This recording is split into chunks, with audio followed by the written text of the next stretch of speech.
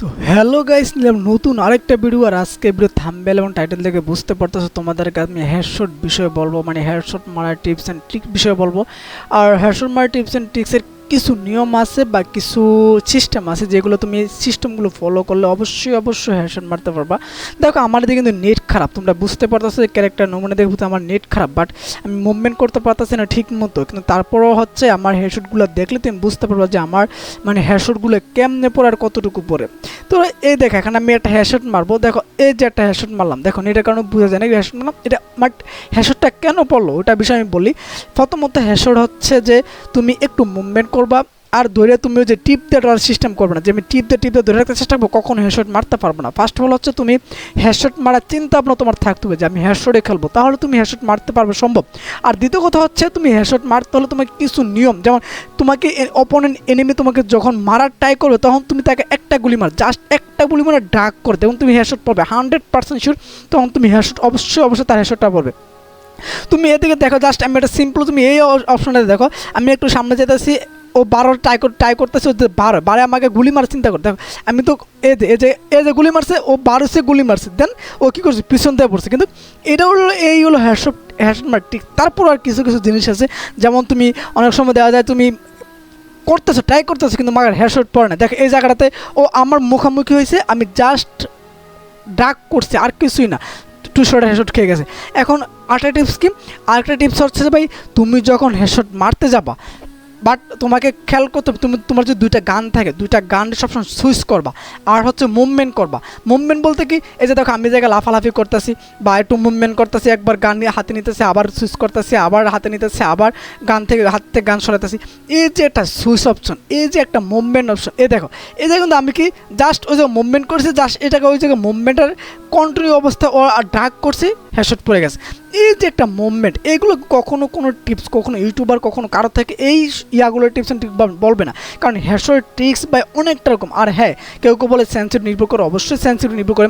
তুমি একটা কাজ করবা, তোমার ডিভাইসের সেন্সিটিভ আছে বা যে তোমার রেড ডট আছে বা যে সেন্সিটিভ রেড ডট আছে, তুমি এগুলো হালকা বাড়াবা কমাবা, যেটাকে তোমার ডিভাইসের জন্য পারফেক্ট হয়। তুমি আমি বলবো না যদি আমার ডিভাইসে পারফেক্ট, আমার ডিভাইস বলবো যে ভাই আপনার ডিভাইস সেন্সিটিভ কত আমি ওটা দিব, তোমার জীবনে সম্ভব না।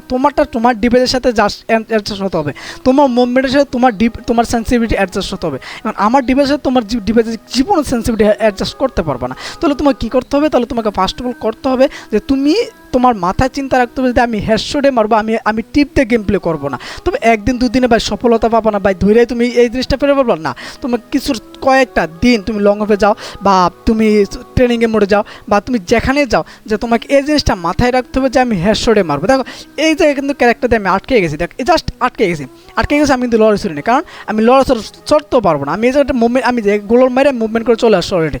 এখানে কী করবো, আমি একটা মেরিকিট মারবো, দেন আবার দেখে আমি একটু মুভমেন্ট করবো, আমি যে কী করবো আবার মুভমেন্ট করবে। দেখে যে আমি এই দেখো হাল পড়ো বা এই যে একটা হাল দিলাম, এই দেখো এই যে হালকা আবারটা মুভমেন্ট করলাম, এই যে মুভমেন্টটা, এই যে একটা মুভমেন্ট সিস্টেমটা দেখো, এই যে মুভমেন্টটা করলে 8 টাইম হেডশট মারলাম, অলরেডি কি হেডশট খেয়ে গেল। তো এই টিপস অ্যান্ড ট্রিকগুলো তোমার কখনো কেউ দেবে না। আর যদি তোমাদের এই টিপস ট্রিক দেখে মনে হয় যে না বাইরের যেটা বলছে এটা আসলে বাস্তব কাজে লাগে, তাহলে অবশ্যই আমার ফেস থেকে দেখলে ফেসটাকে ফলো করে দেবে, আর ইউটিউব চ্যানেল সাবস্ক্রাইব করে দেবে, আর অবশ্যই ভিডিওটা শেয়ার করে দেবে। তবে আমি 100% গ্যারান্টি দিলাম তোমরা এইরকম মুভমেন্ট দিয়ে গেম প্লে করো, আর এরকম মুভমেন্ট করে মাথায় চিন্তা করে যে আমি ওয়ান টাইপে গেম প্লে করবো। দেখো ও কিন্তু আমার অপোনেন্ট কিন্তু কিনেছে কী গান নিছে, এই গান গিয়ে আদৌ হেডশট মারা সম্ভব, এগুলো টিপ্পাতের গান, কারণ আমার অপোনেন্টটা ভালো কিন্তু ও গান নিছে জিতার জন্য, ম্যাচ জিতার জন্য নিছে। আমি কী করছি দুই তিনটা গুলি মারছি, বাট আমি আবার নিজের কন্ট্রোল যে হেডশট ফরে নাই। তো তোমার চিন্তা থাকতে হবে যেই গান নেক, MP40 নেক, UMP নেক বা ফেরাফেল নেক, এভরিওয়ান গান নেক, তোমার চিন্তা থাকতে হবে যে আমি হেডশট মারবো, আমি কখনো টিপ্পা মারবো না।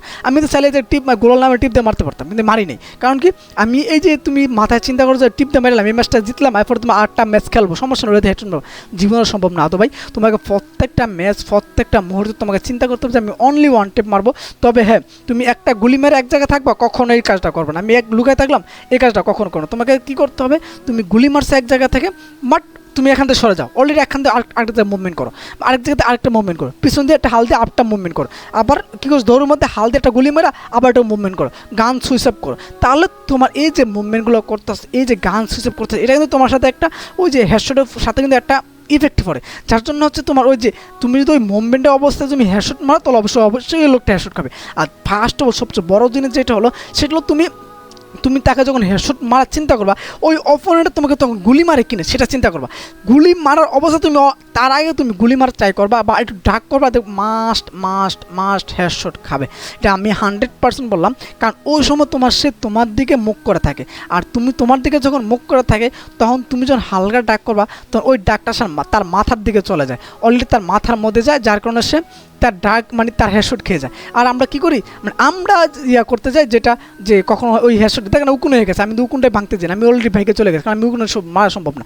তো এই টিপস আমার যে কথাগুলো যদি তোমরা মাইন্ড না চলো বা এই অনুসরণ করে চলো, অবশ্যই তোমাদের একদিন না এক সপ্তাহ পর তোমাদের মুভমেন্ট হেডশট মানে যারা হেডশট মানে তাদের লেভেল হয়ে যাবে। তো অবশ্যই তোমরা এই টিপস অ্যান্ড ট্রিকগুলো তোমাদের কাছে ভালো লাগে অবশ্যই আমার ভিডিওটা শেয়ার করে দেবে, লাইক করে দেবে, আর নতুন ফেসটাকে ফলো দিয়ে ইউটিউব থাকলে ইউটিউব চ্যানেলটা সাবস্ক্রাইব করে দেবে।